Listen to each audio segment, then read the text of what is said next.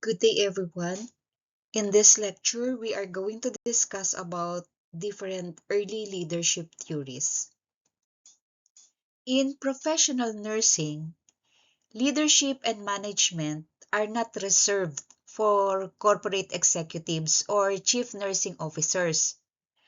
Actually, every time you prioritize a patient care or you coordinate a multidisciplinary team or you advocate for a patient's ethical rights at the bedside, you are actually exercising leadership. As highlighted by Dr. slash attorney Luan Singh, professional nursing practice binds legal accountability with ethical obligations. And to practice safely, a nurse must know how to govern their environment. Similarly, according to Ray and Kitson, they emphasize also that building decision-making and leadership skills is what actually bridges the gap between basic clinical competence and professional confidence. So before we can lead complex code blues, which you can actually hear when you are exposed or during your RLE in the hospitals, or you manage busy wards, you must understand the foundational theories that define how leaders are made and how they act. While frequently used interchangeably, leadership and management are distinct concepts that work hand in hand within clinical units. Management focuses on structure, order, and consistency. So a nurse manager handles budgeting, staffing schedules, legal compliance, and ensuring day-to-day operations align with hospital policy.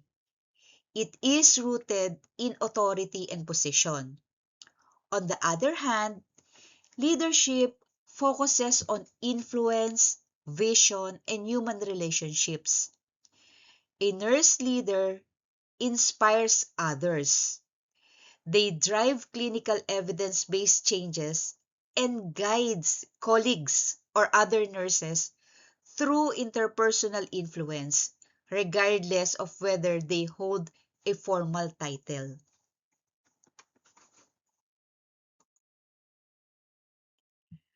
Early leadership frameworks evolved over the 20th century, shifting from the idea that leaders is an innate genetic trait to the understanding that it is a dynamic set of behaviors influenced by environmental context. Ethical decision-making is upholding legal standards, professional ethics, and patient jurisprudence rules to safeguard human rights under clinical duress. Clinical delegation means skillfully assigning clinical components to assistive personnel while retaining full individual nursing accountability. So it does not mean that when you have delegated a task already, that you are free already of the responsibility or accountability. During leader or when we talk about leadership and management, clinical delegation does not necessarily mean you are already free from the accountability. Reflective practice means consistently reviewing clinical events to bridge gaps, build nursing confidence, and expand clinical competence.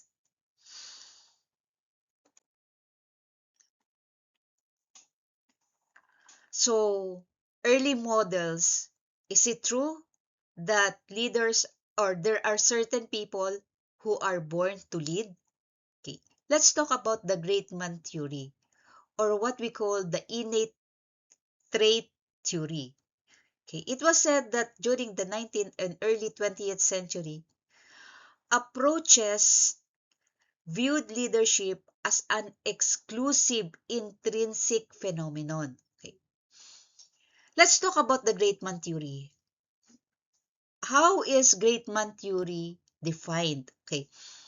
This great man theory was popularized again during 19th and 20th centuries.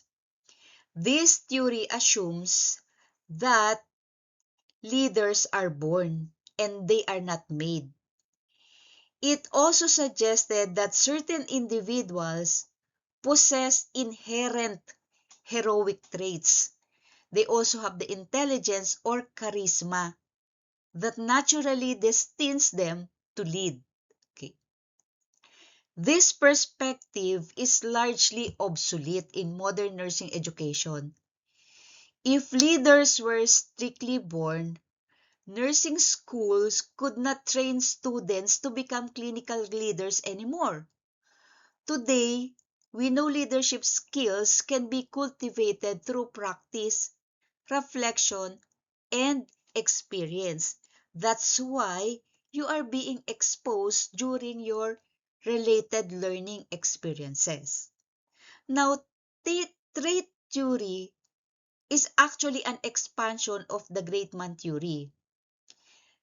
Trait theories try to catalog specific physical, social, and psychological characteristics tied to successful leadership like high energy, assertiveness, emotional stability, and high intelligence.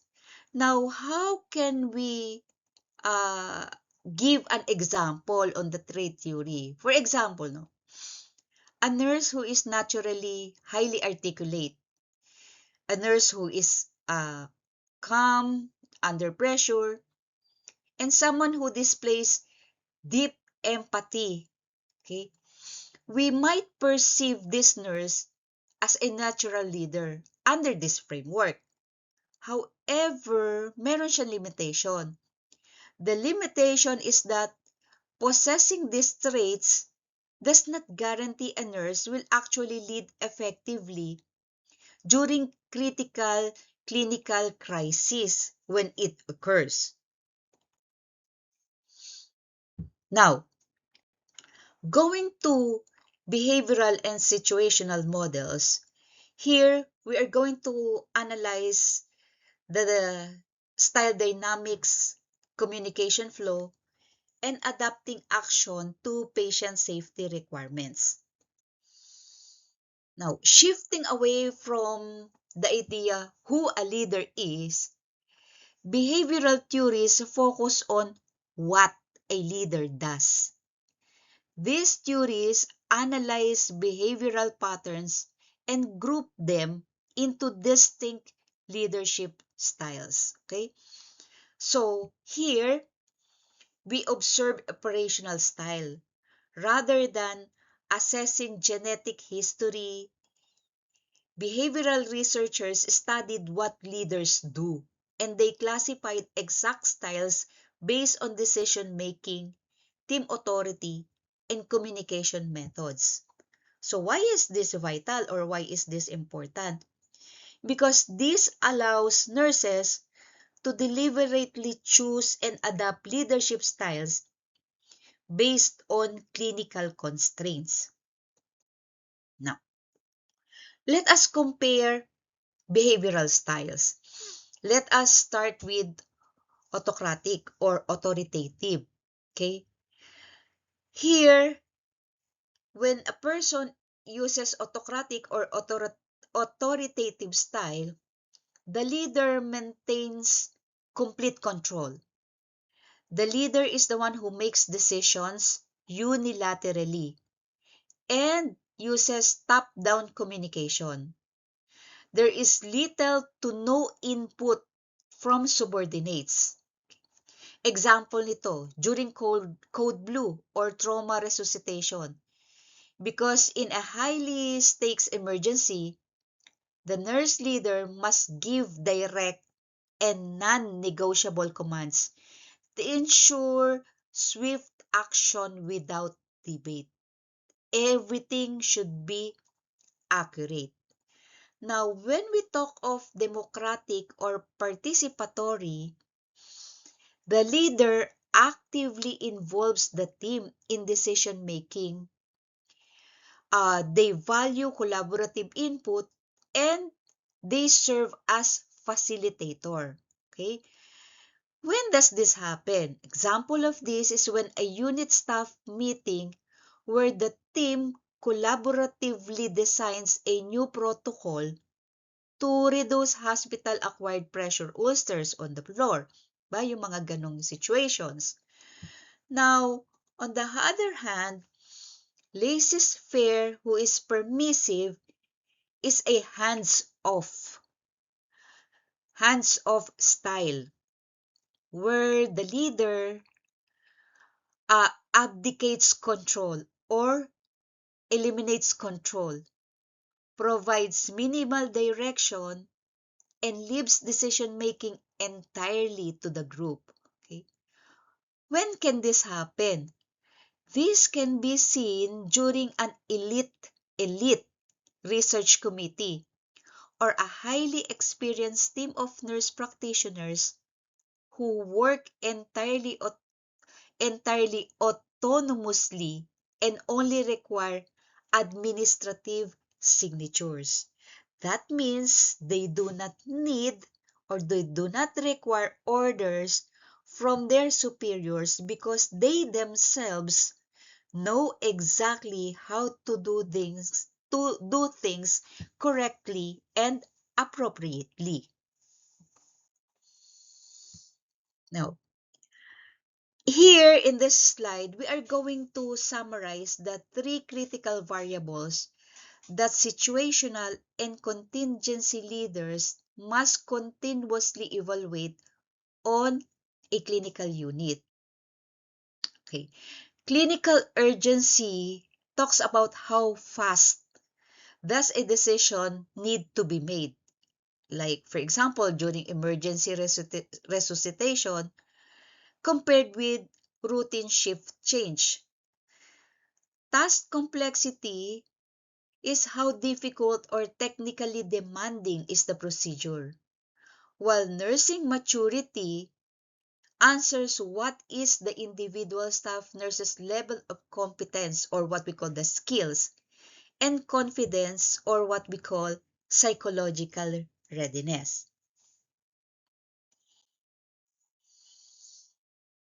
The core philosophy or the collapse of one size fits all is the transition to the adaptive mindset. Historically, early management theories tried to identify a single perfect way to lead. So in this slide, it directly challenges that premise. In a hospital or a rigid, unchanging leadership style is not only ineffective, but it becomes dangerous. So, why does rigid autocratic style fail? Okay, if a nurse manager is always autocratic, dictating every minor decision, this can stifle staff growth. It can also destroy morale and it can cause severe nurse burnout. So on the other hand, why can rigid democratic style fail? Now, dito naman, if a nurse manager is always democratic, requiring team meetings and consensus for every action, then they cannot manage an emergency case. If a patient is hemorrhagic, there is no time to vote. A leader must step in and direct the team with absolute, non-negotiable authority. So the adaptive mindset teaches you that clinical context must dictate leadership style and not personal preferences. Okay. You need to understand that nursing environments are uniquely volatile, uncertain, complex, and ambiguous. So within a 12-hour shift, a ward can transition from a quiet, routine environment to a very stressful crisis center. So if you become a nurse leader, you must be a psychological chameleon, meaning you should be ready to instantly pivot the tone in the floor, implement communication style effectively, and level of oversight as the clinical environment changes. Now, what are the three pillars of assessment that is very important in leadership and management? The three pillars of assessment act as the practical diagnostic checklist for the nurse leader. It translates abstract management theory into actionable clinical judgment, forcing the nurse to evaluate three critical elements before choosing a leadership behavior. Okay. The first pillar is clinical urgency or the clinical environment. This pillar dictates the speed and communication style of leadership. So here, the leader must ask, how much time do we have before patient safety is compromised? During low urgency situation, this will allow for participatory or democratic style because there is time to gather the team, discuss evidence-based practices, and seek consensus. Okay? For example, if you are planning a complex wound care strategy for the upcoming week, so you can still talk about that. So during high urgency, this is where crisis is present. So here, it mandates an immediate shift to an authoritative directive style. When a patient is actively deteriorating or a code blue is called, clinical safety relies on swift, centralized control. So deliberation or voting will cause fatal delays. The second pillar is the task complexity or what we call the risk profile. This pillar dictates the level of precision and direct oversight. The leader must ask what is the risk profile of this specific intervention. Now, in the presence of low complexity, the the tasks are highly routine, predictable, and carry low procedure risk like mga documenting vital signs or assisting a stable patient with ambulation. This can be easily delegated with minimal structural oversight. High complexity means tasks that involve tight legal restrictions, strict medical protocols, and thin margins for error. Example here is the setting up a complex blood transfusion or titrating vasoactive medications or performing a sterile central line dressing change.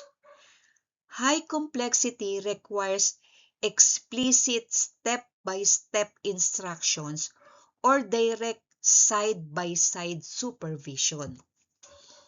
The third pillar, nursing maturity, talks about the human variable. This is rooted heavily in Ray and Kitson framework. This is the most dynamic variable because it deals with the team member assigned to the task. It explicitly splits maturity into two distinct human dimensions: the clinical competence or the skills and the psychological confidence or the self-belief.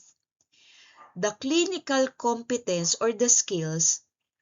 Does this specific nurse possess the technical skill, theoretical knowledge, and legal qualifications to safely perform the task will be the question. So here, we will be comparing an orientee and a veteran nurse. Psychological confidence or the self-belief, our question will be, is the nurse emotionally and psychologically comfortable taking on this responsibility? So, a nurse can have the competence but suffers a confidence lag, feeling terrified or hesitant. So, a leader must diagnose this psychological state because a competent but unconfident nurse needs supportive coaching, not harsh direction. So, why is it important? Okay? Because this will teach you how to perform a rapid situational assessment. Before a charge nurse walks up to a bedside or assign a patient load, they must mentally cross-reference the three pillars. It reframes leadership from an emotional reaction into a calculated professional diagnosis designed to protect your patient's safety. Okay. Now, let's talk about the foundational contingency fiddlers. Here, we have two models. We have the fiddler's contingency model and the Hersey-Blanchard model. The fiddler's contingency model talks about the fixed style versus situational favorableness. So, si Fred Fiedler introduced a unique, slightly more rigid perspective to contingency theory. According to him, leaders leaders have natural leadership style that is deeply ingrained and fixed, either primary or task-oriented or relationship-oriented.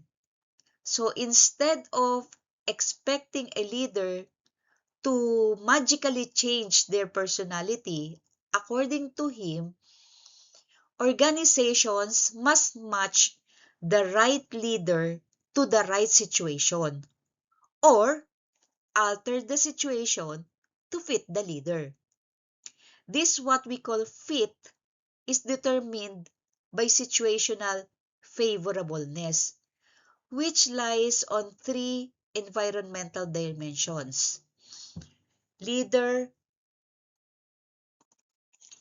member relations. Here, the level of trust, confidence, and respect the staff has for the leader. If the staff has high trust to the leader, that means it's highly favorable. Another is the task structure. This means the degree to which clinical assignments are clearly laid out step by step and predictable. So, standard operating procedures means high structure. Next is the position power, the formal authority the leader holds to reward or discipline their staff. An example of this is a chief nursing officer or the chief nurse who has high position power. So a causal peer leader has low position power. Now, what lesson what lesson do we need to take from this? This Fiedler's model teaches us that task-oriented leaders thrive best in extreme situations. Either when things are highly favorable, meaning everything is structured, the team trusts you, and you have clear power, or when things are deeply unfavorable, or when it's chaotic, or when there is low trust, there is no structure, like a mass disaster. So conversely, relationship-oriented leaders thrive best in moderate, everyday environments where success depends on a nuanced moral and team cohesion. Okay. The Hershey-Blanchard situational model talks about the chameleon leader. Unlike Fiedler, Hershey and Blanchard uh, believe that a leader can and must change their style dynamically. This model is highly embraced in nursing because it maps a leader's behavior directly to the readiness or maturity level of the staff member, which perfectly mirrors the competence and confidence frameworks. The model dictates that as a nurse clinical maturity grows, the leader must smoothly transition through four distinct leadership behaviors. First is the directing or telling. This is what we call also the high task, low relationship. This is used for low maturity staff. So those nurses who lack both the skills and the confidence to perform a task safely. Here, the leader gives explicit top-down instructions and closely monitors performance. Second behavior is coaching or selling. This is also what we call the high task, high relationship. This is used for medium maturity staff. Nurses who may have little experience or willingness but still lack full competence. So here, the leader still directs the work but heavily explains the why behind decisions to build psychological confidence. The third one is supporting or participating. This is also called the low task, high relationship. This is used for moderate to high maturity staff. Here, nurses who possess excellent technical skills or competence but lack the confidence or autonomy to do it alone. The leader steps back from telling them what to do and instead focuses on emotional support, praise, and collaborative decision making. Delegating is the low task, low relationship. This is used for high maturity staff like the veteran, highly competent, and supremely confident nurses. The leader here simply turns over responsibility for the task and steps out of the way, trusting the professional to execute it flawlessly. So why is it important for you to understand all this? So this will bridge the gap between the classic organizational psychology and everyday ward management. It will teach you that treating every nurse exactly the same way is actually poor leadership.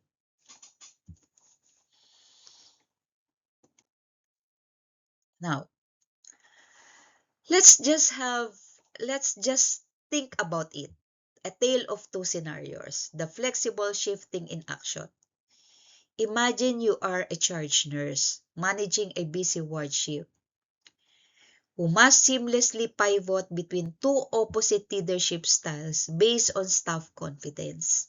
Now, first scenario, directing a new graduate nurse through a complex central line dressing change to ensure safe clinical outcomes.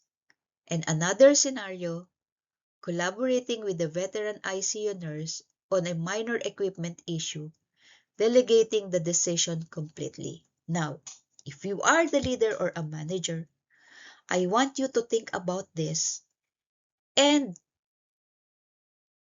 decide what kind of leadership are you going to implement during these two scenarios. Adaptive leadership mastery, translating theory into safe, sound, legally sound clinical practice. What are your clinical takeaways from our discussion? Here, you are being told that you need to avoid rigid leadership styles. You must analyze clinical tasks and unit stress dynamically. Protect practice from professional liability by delegating only according to staff competence level. Actively support newly registered or returning nurses to bridge competence into confidence. Now, the 75% passing standard metric references the minimum passing grade required in the nurse jurisprudence and leadership safety. This connects clinical leadership theories directly to legal accountability and patient safety, drawing on the Philippine nursing context. Okay, yung NLE, our NLE or Nursing Licensure Examination highlights a major portion of this focus during examination. Okay? Decision-making and leadership logic. It emphasizes that safe leadership is not an option. It is a baseline requirement to be licensed. There is liability and improper delegation under nursing jurisprudence.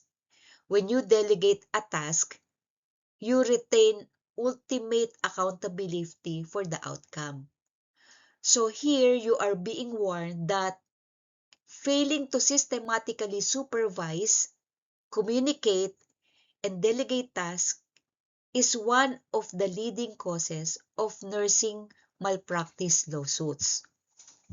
So it frames leadership as a defensive safety mechanism. Strong leadership and clear organization prevent administrative or clinical errors, protecting both patients' well-being and your professional license.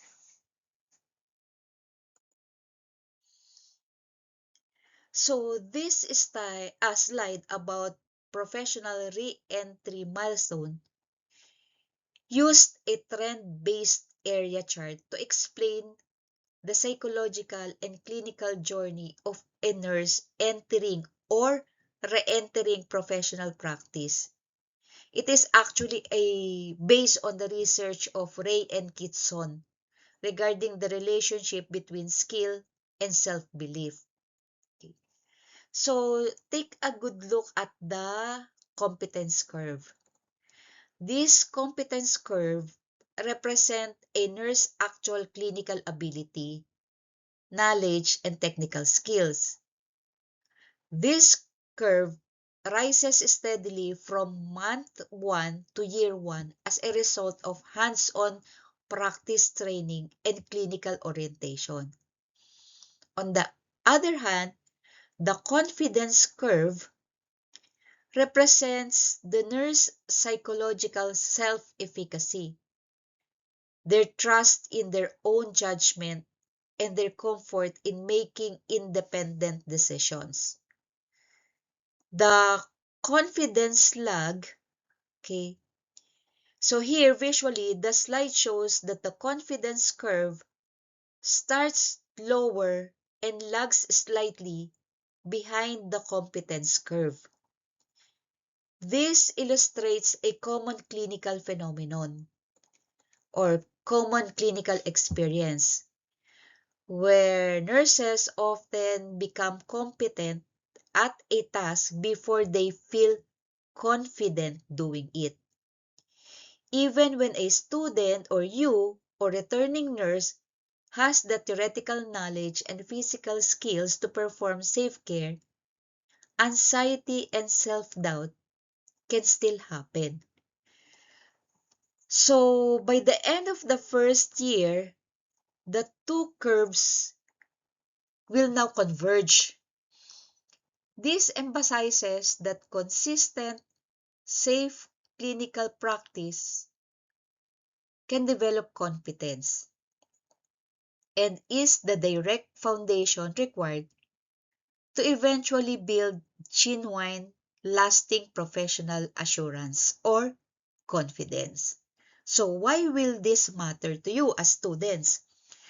Because this will serve as a reassuring academic lesson that feeling nervous or lacking confidence in the first few months of your clinical rotations or when you become nurses or transition to practice is a completely normal, scientifically documented phase of professional development.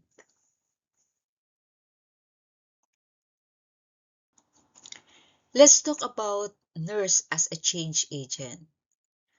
This focuses on how nurse leaders actively drive clinical improvements and manage transition during their floor or ward works.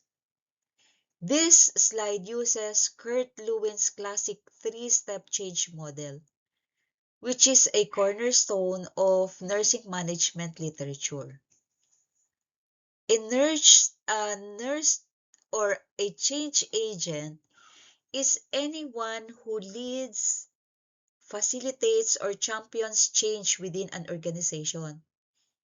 In healthcare, clinical practices are constantly evolving because of new research, new safety guidelines, or because of new technology.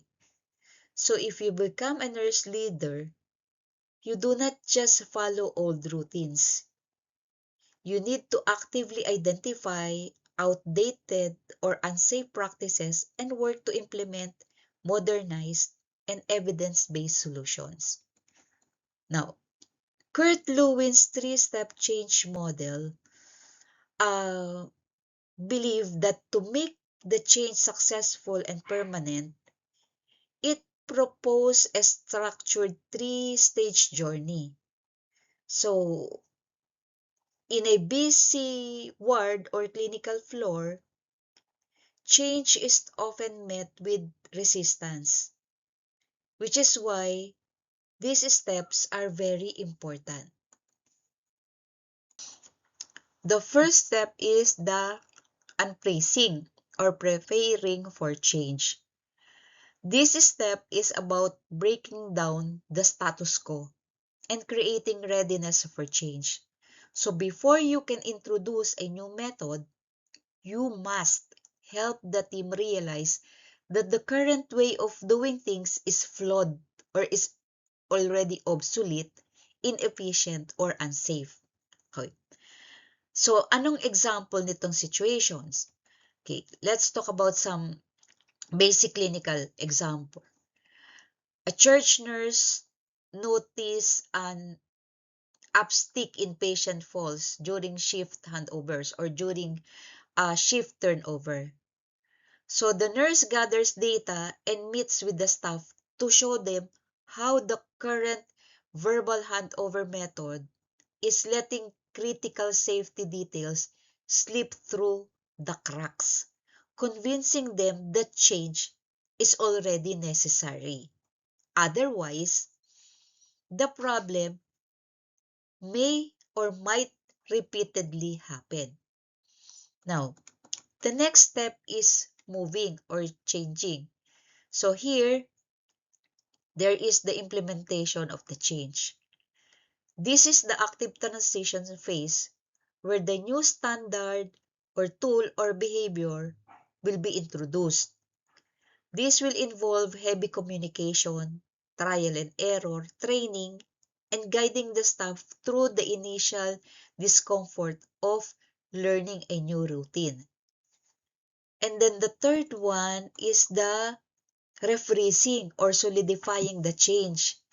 So here, if you don't reinforce a change, the busy staff will naturally slip back into their comfortable old habits. So refreezing is about locking as in nilalak nyo the new practice in place so it will become the permanent baseline for them. This is done by writing it into formal policy or by adding it to performance reviews and modifying clinical charts. So why is this very important? Change in healthcare can be very stressful and chaotic. So this will teach you that successful clinical leadership is not just about having the greatest idea, but it is about using a systematic psychological process to guide your team smoothly from the old comfortable habits transitioning to safer, modernized clinical practice. Okay? So these are the references or the image sources. So we are now ready for questions and discussion. So thank you for your active involvement in the discussion.